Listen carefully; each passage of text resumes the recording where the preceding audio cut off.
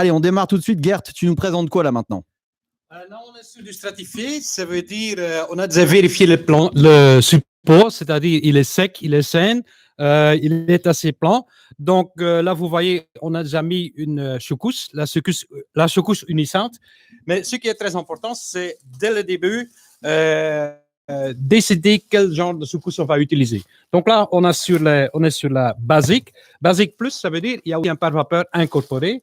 Unissante, c'est une bonne secousse qui va sur la plupart des chantiers, qui va aussi pour un plancher chauffant et un plancher rafraîchissant.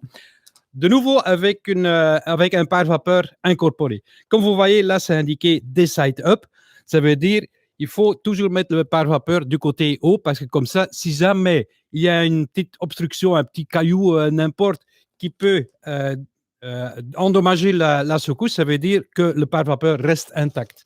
Gert, juste une question. On nous demande souvent le chauffage au sol, haute température. On peut aussi avec ça ou... Toujours basse température. Donc, température au sol, toujours limitée à entre 27 et 28 degrés. Voilà, donc petite vigilance sur les chauffages au sol d'ancienne génération, où là, il faut s'assurer que ça soit bien du basse température, hein, pas du haute température.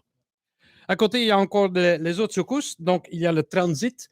Transit, c'est une secousse de nouveau avec un pare-vapeur incorporé qui est super pour tout ce qui est appartement.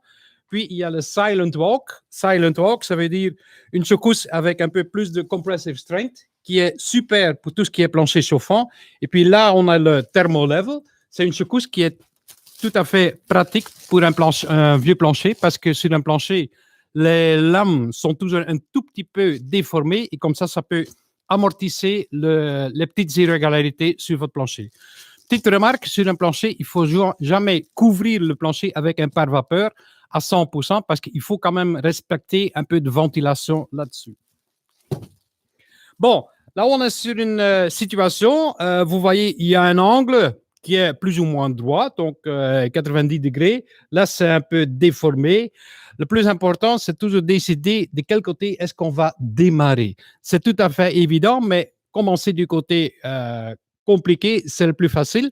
En plus, on est sur du uniclick. Uniclick, côté court et côté long. Ça veut dire qu'on peut vraiment décider de quel sens travailler, c'est-à-dire de gauche à droite ou droite à gauche, devant, en arrière ou dans l'autre sens, donc n'importe. Bon, on va se mettre à...